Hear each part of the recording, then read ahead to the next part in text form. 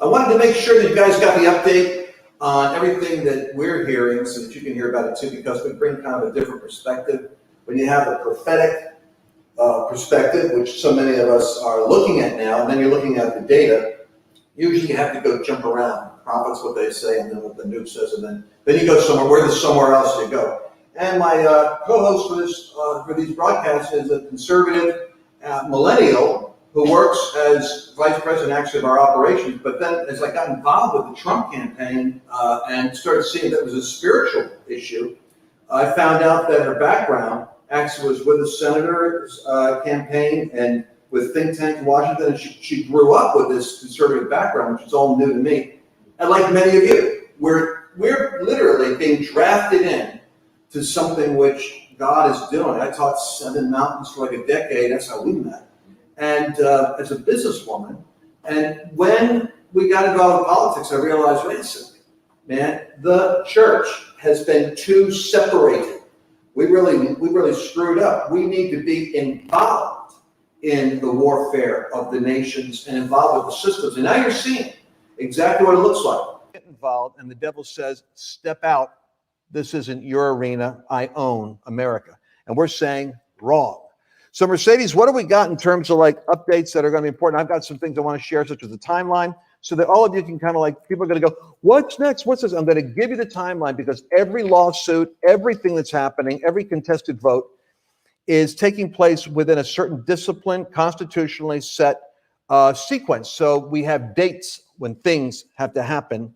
And our sense is this could drag on in tension, in escalating tension until January. We'll see how accurate that is, but that's based on the evidence we're seeing for Donald Trump having divine intervention. So what would you like to lead with today in the story?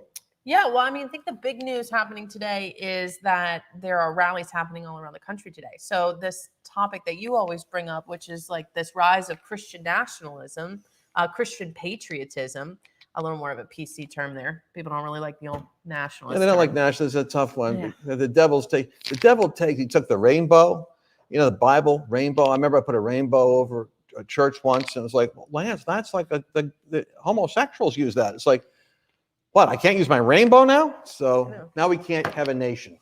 Anyway. Nationalist. Well, anyways, so that's huge today. We have I think hundreds of thousands of people up there in DC. All across the country. We've got Georgia is on everybody's mind. Georgia. So why is Georgia important right now? Oh, it's a mess. That's the main thing. A lot of people thought, yes, Georgia, we're doing a recount. That's what we wanted to happen. We're going to compare the ballots and we'll have it monitored correctly. Let's see if there was election fraud with that Dominion software. And come to find out that the recount seems like it's a bit of a sham of a recount. The really big news is that for every one observer, there are 10 teams of 2. So there's 2 poll watchers together looking at all these ballots, and then like counters, and then you have 1 observer. And so the Republicans were like, well, how's that going to work? I'm going to run like across the room to look at these people counting ballots.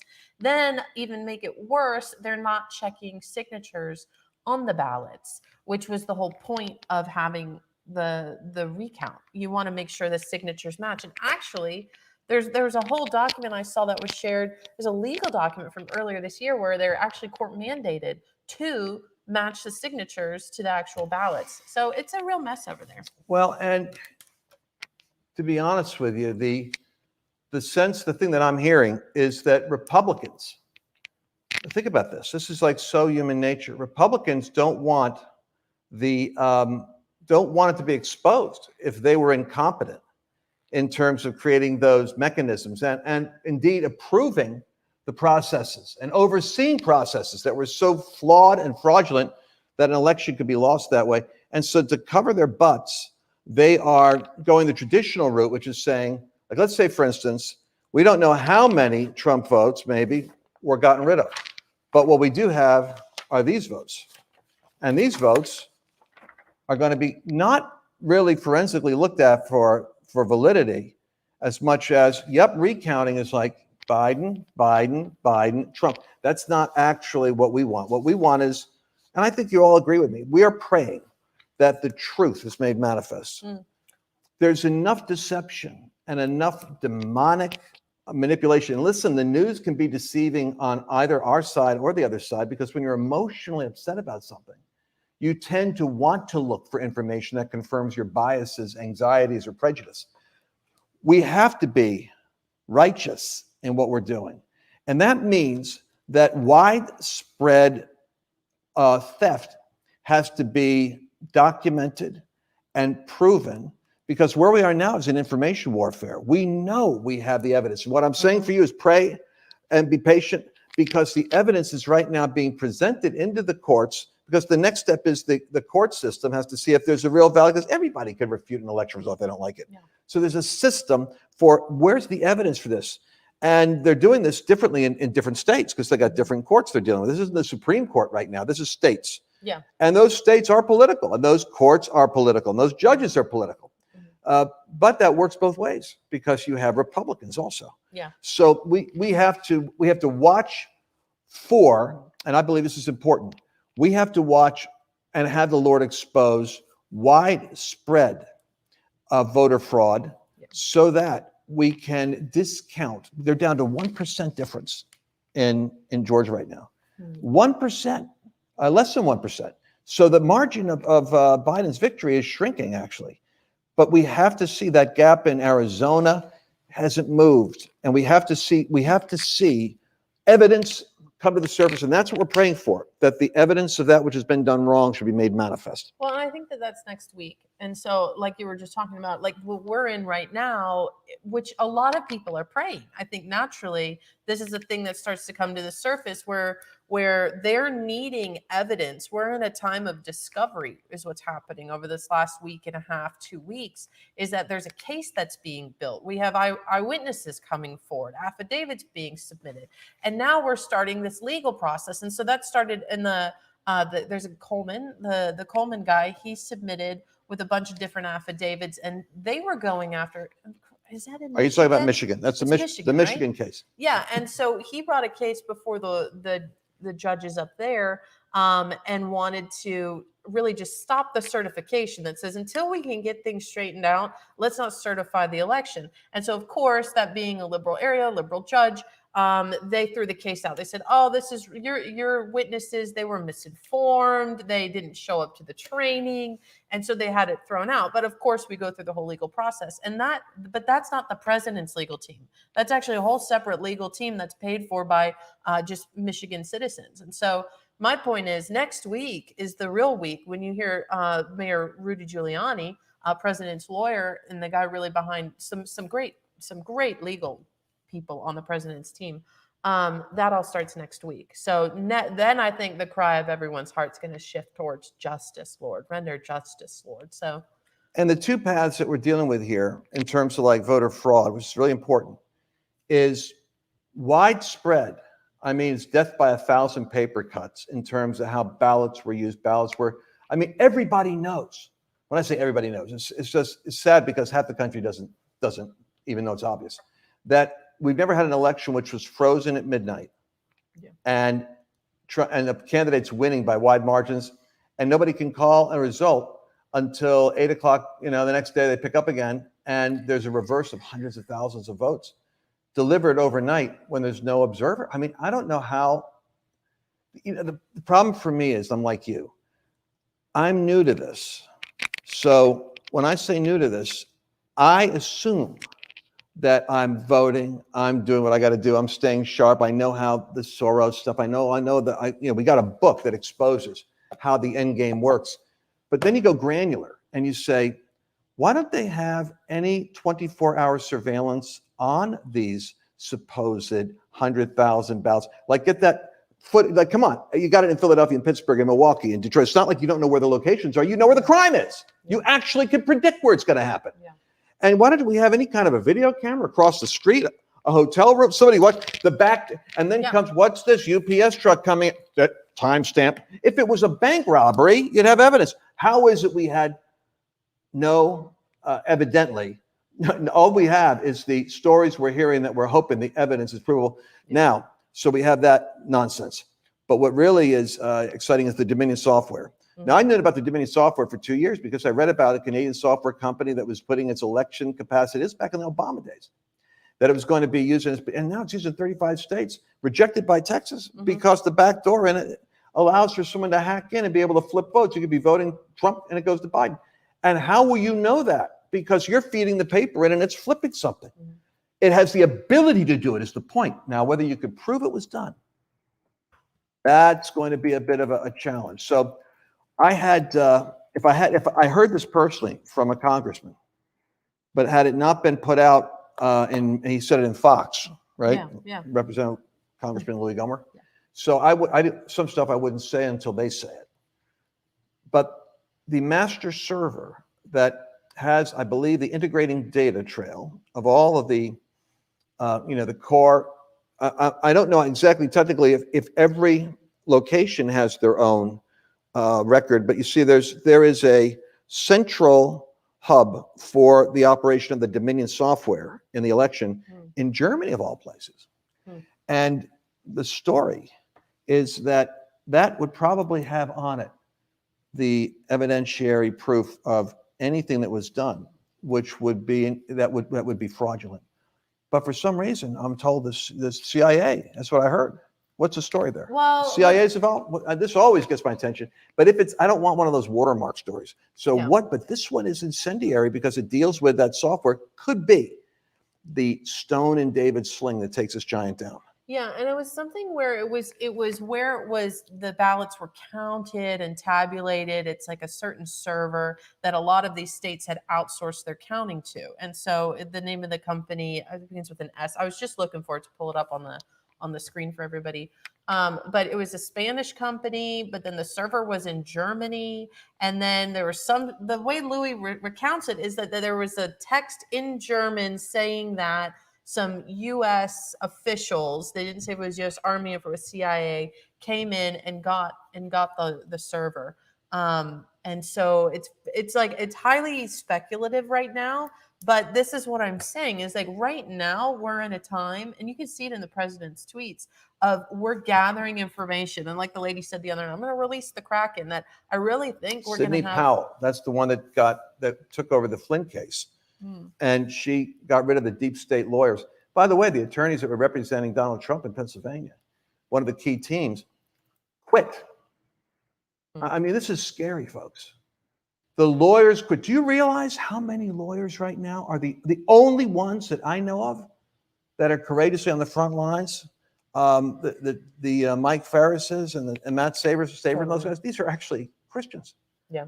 Because they believe in the rule of law. And what happens is, these guys were doxxed. The law firm was doxxed. The names of the guys, and they put it out to like 2 million of their people to go attack them on social media. And the PR hit was so bad, and they didn't want to lose business. They were told, if you represent Trump, you're going to lose our business. So for purely, I mean, we should really know the name of that law firm, and it should be like Benedict Arnold. It should go down in infamy because bad lawyers represent bad people all the time in court. And we got people afraid to represent a righteous cause. It burns me up. But there are good guys standing up, great guys and great women. Like Lynn Wood, that defended the Covington kids and got the settlement for them from CNN. He's down there in Georgia. So he's over in Georgia looking for all the corruption. Oh, he's on this case too. Oh, yeah. Yeah. He's blown it up. He keeps linking it to the Chinese Communist Party. Like, I mean, the stuff he's saying. That'll make Steve Bannon happy. Oh, my God. Well, that's that. Exactly. The Chi-Coms. Exactly. So there's a lot of good legal defense team being put together here in all these different states.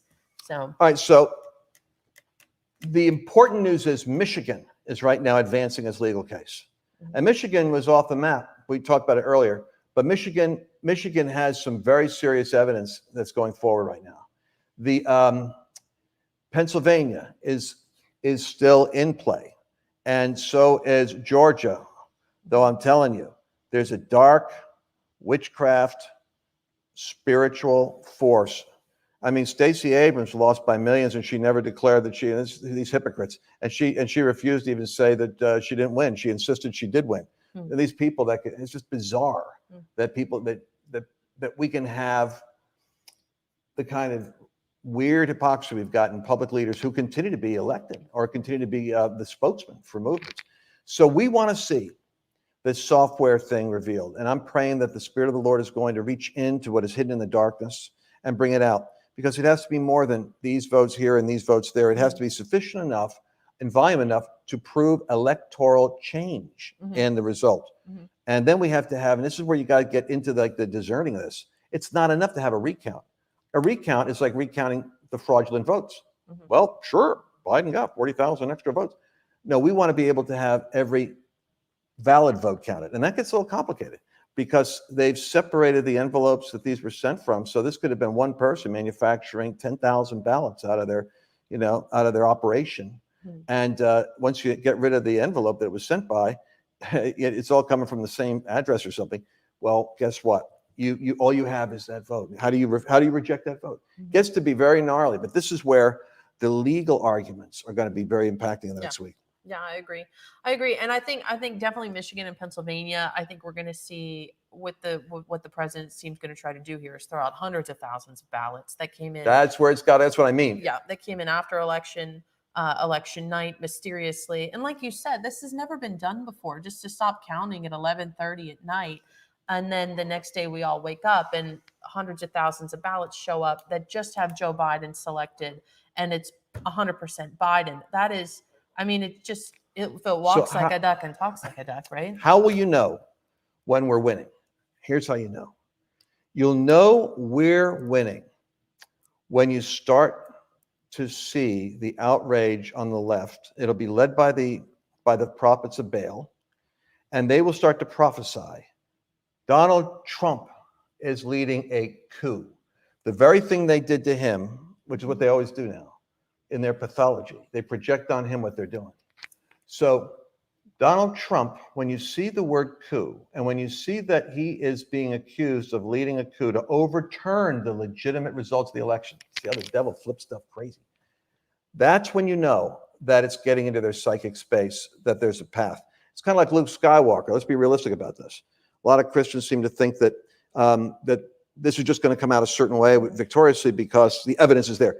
Actually, this is like one shot, and it's not even one. There's like 3 Hail Marys. It's like a boom, kaboom, kaboom. Yeah. And I'm saying that so that you can really glorify God more when you see the answer. So if it's something that could have happened anyway, God gets some glory. But when only God could do it, God really gets glory. And we're heading into that phase where we need the discovery and disclosure of information that is going to start to roll back the tide. Yeah, I agree with that. And I think also, we didn't talk about Georgia, and I don't know what it's been, but like I told you months ago, it was something super suspect with that Brad Raffensperger, who's like down there with the elections. He's the character that is trying to cover his butt right now. But it was so suspect because in my free time, I like to research, Democratic organizations. And one of these organizations is called Power the Polls. And so within a day of announcing the need for election workers on National Election Worker Day, they put out a press release saying that they've filled a lot of positions, 10,000 of which came from Power the Polls and other partners. But Power the Polls is run by free elections, fair elections, and they're all, they just have little fingerprints of like Soros organizations. And you just go back and you look at it and you're like, why would a Republican, I just remember saying, why would a Republican partner with an organization like this? Why would that be the case? And so I have had like red flags with that Brad Raffensperger guy for months. And now I'm just like, I don't want to put conspiracy theories forward, but I don't understand why this guy makes the decisions he's making. And it really just makes explains, by the way, his integrity. And it explains why Republicans come in and they're outnumbered 10-1. Yeah, exactly. And they have I don't even know how that could be a law. How could you possibly have so that the people that are better organized can take over the polling precincts and have numerical advantage 90-1? It should be by law a representative of the candidates running. So it'd be like independents are like 3%, and the rest of it's equally divided between Republicans and Democrats. But the real concern is the Senate race. Did we talk about that yet? No, but let's just touch on that because everybody's having their apoplectic fit because with understandable anxiety. If Georgia is not exposed, well, this is like weird how so much concentration of evil is over a state that we just got to see those, like the Christians, you are territorially assigned there. You have got to get into a different realm, I'm saying, of standing in the gap for the territory that you're in. And by the way, got Andy Stanley, I'm sorry, isn't it Andy Stanley? You got some great big megachurches there that are just politically so neutral that they're absolutely useless in terms of exerting the kind of spiritual vitality that actually mobilized the saints to see the danger of what's happening in their own state. Yeah, totally. You know, and I wanted to bring up too, I think is this my book, the one that I highlighted before we got on? So one of the things I wanted to bring up, we write about it in the God's Chaos Code, and it has to do with this guy Sanballat, who pretty much mocks Nehemiah while they're building the wall. And he wants to discourage the Jews. I mean, he just doesn't like them there. And so much so that he just mocks them. He's like, you don't have the right tools. What are you going to build with all this rubble? How are you going to clear it all? And so he goes through these phases. But the first one, which I think is just, the devil's not original, is what I'm trying to get at. It's that he always does the same thing. In fact, I kind of want to write this book called The Devil's Playbook, because he just runs the same plays until you clue into what he's doing. You'll be run over. But the first thing is he always mocks. And that's what we see right now in the media. The media is absolutely mocking conservatives for even going through this. I mean, I see memes. It's like, oh my gosh, we watched them lose once. Now we're going to watch them lose another time. And it's like, they're just mocking even the exercise of saying, no, let's just count every ballot and let's see what's happening. But the minute it goes from mocking, and like Sanballat realizes that the Jews had a mind to work, and they were in one accord, and they had a mind to work, and they were going to build. All of a sudden, it turns into threatening of life. He hatches a plan to kill them all. And isn't it other Jews that come along and tell Nehemiah, here's what's happening? Right. And then they're giving him conspiracy reports to trouble him. Mm-hmm. And so he had to deal with fear and conspiracy against himself. And we're praying for the sanity right now. Totally. And so I'm just wondering if that's what we're going into in these next couple of weeks. When these lawsuits get filed next week and they get teeth Read in what them, it says. What do you got? Oh, well, I mean, the one line I have on 40, it says the devil isn't creative in how he resists the saints of God. It's always the same pattern. He will say whatever he can to discourage you from showing up. If that doesn't work, he will threaten you and your family with physical violence to stop you from showing up. You know, like how many people are worried about going to Washington? They don't want to go to a rally. They don't want to go out because they're afraid. And that fear is that Sanballat fear. That fear is the same fear we've always faced in the Bible, which is why this book talks about the era of Cyrus and the prophetic work that God did in Israel, which parallels exactly what's happening in the United States right now. Mm-hmm. The two elections coming up in January are senator seats in Georgia after the executive branch, the presidency, has decided, or actually that might be undecided because that decision doesn't have to be made. It can go right before the inauguration, January 20th. But in Georgia, if the Republicans aren't able to hold their position in the Senate, then you would have the ability of the left to have not only, from my perspective, stolen an election against the will of the majority of the American people, but to impose their agenda like terrorists taking over a flight and taking the plane into whatever they want to. Yeah. And that is an unacceptable scenario because the Lord has access. This is where we got to get our theology together, and we'll have to address this. This has gone long enough right now. I want to address this in another broadcast, and it's going to be the house of God divided and the house of God united. There is a populist movement happening.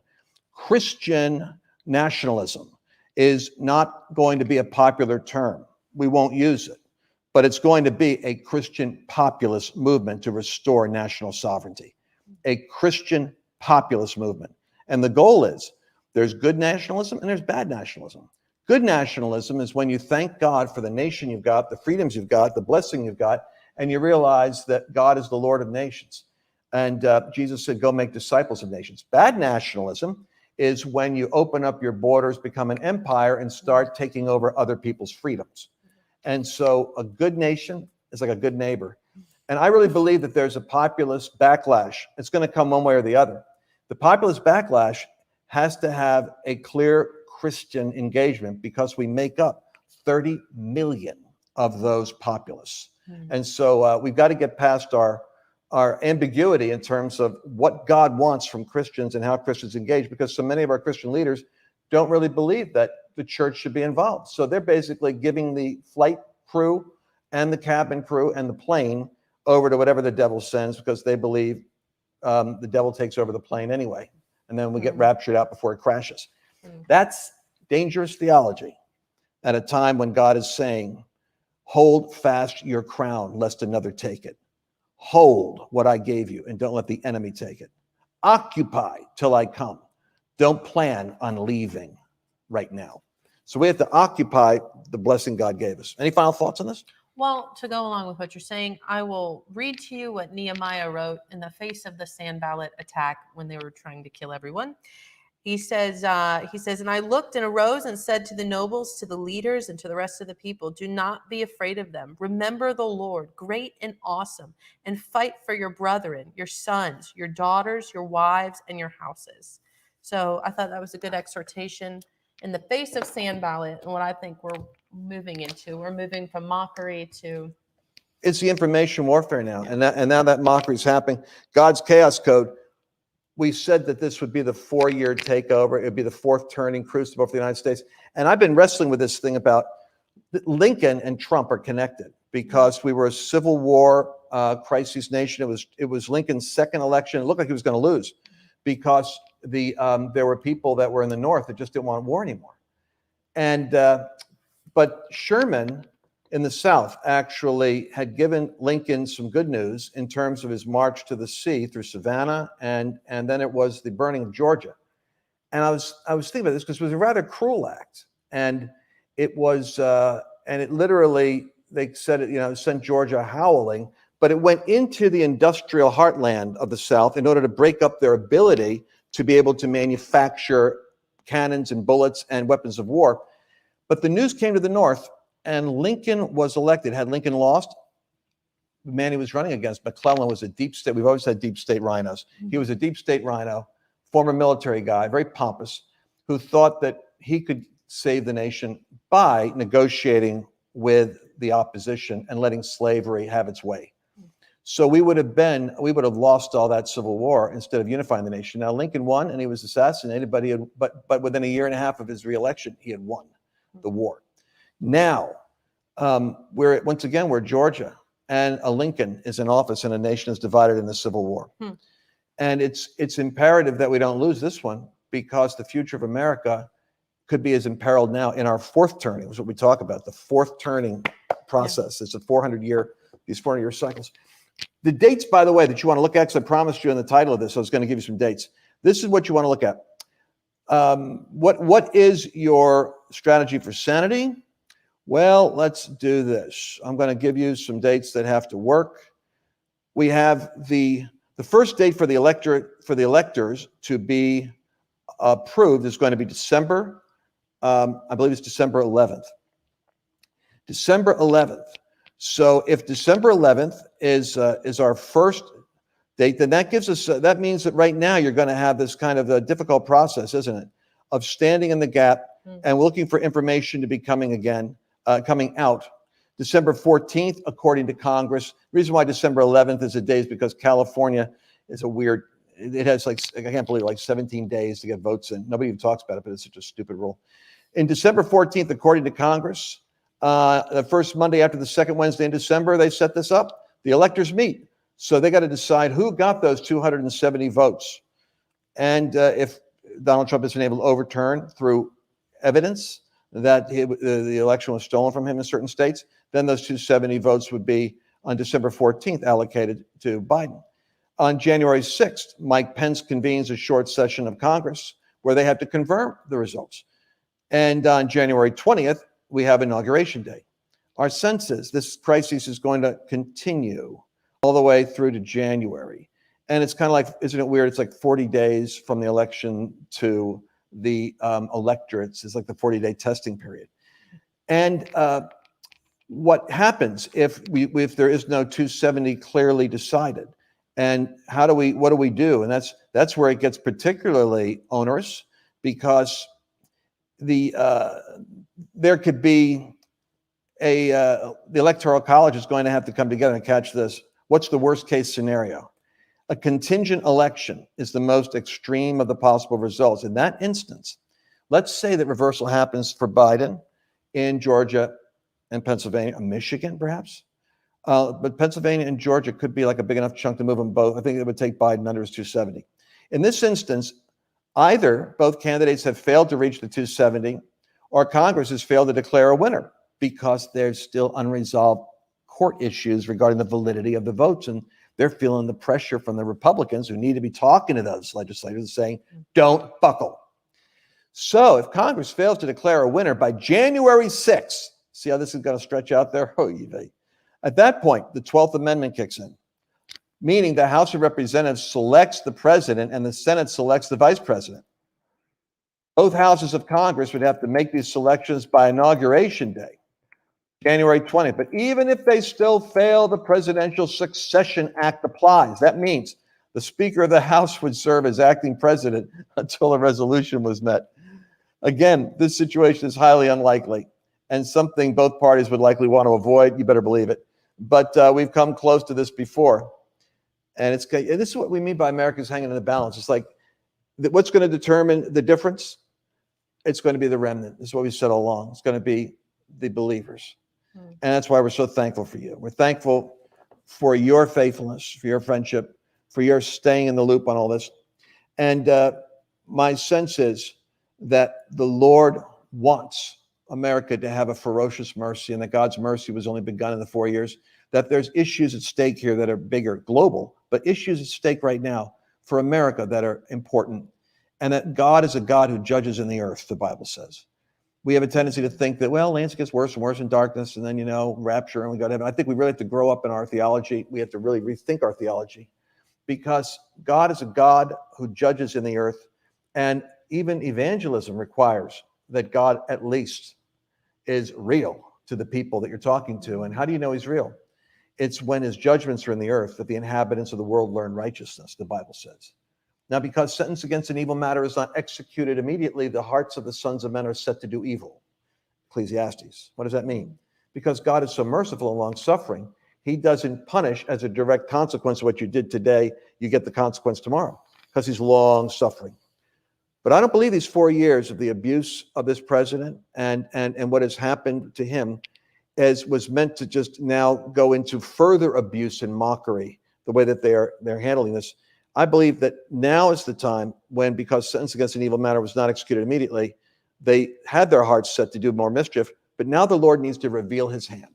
He needs to reveal his hand, because we've forgotten and don't even have a deep sense of the injustice, the abuse, the terror, and the destruction that has been loosed by the administrative state going after innocent American citizens. Mike Flynn destroying people, threatening them with jail, bankrupting them in law courts. It is a vicious, malicious, and dangerous state that we've allowed to exist without the checks and balances. And the church is rising up. Trust me, I know my people, I know my tribe. And there is a different degree of engagement now than we ever had before. We're no longer spectators wondering if Trump did this or Trump did that. I wish he wouldn't do this. 70 million people are saying it's a different game now. And that means that populist uprising is going to be a backlash. I'm predicting that one. Love it. All right, so you can continue tracking us here. By the way, I want you to like this. If you're going to be watching us on YouTube, click that bell or do whatever you do. I never tell people what to do. And so you can subscribe and stay. And if you're on Facebook, you don't have to like the page, but it helps me feel like at least. Well, then you get the notifications. That's the point. I know there's something about the numbers there. But hey, also go over to lancewallnall.com and sign up for the newsletter list, because you never know when we might be shut down. So my gosh, sign up lancewallnall.com so that in case they do some shenanigans with me, I can get back and tell you where we're broadcasting from and how we're broadcasting. By the way, Mercedes Sparks, they can also be checking up with your updates, millennial businesswoman. And let me say this, we have almost got 100% commitment. She's running for Congress in one of these future cycles, because this is the call she's got to go out there in Texas Congress, right? not in Texas. Well, yeah, Texas Congress. Well, I don't know where I'm going to run. She likes Florida. Find me a purple district and I'll run. Okay, well, there you Somewhere go. I can win. All right, But give yeah. her some encouragement. Send her some Sparks encouragement. 20 ? Lance isn't willing to commit to anything yet. Not 2022. That's not the will of the Lord right now. All right, we're going to be talking to you, and thank you so much for being with us. We're going to be talking to you tomorrow and giving you an update. I am watching this stuff like a hawk. Remember, when they start saying Trump is mounting a coup, we're winning. Talk to you.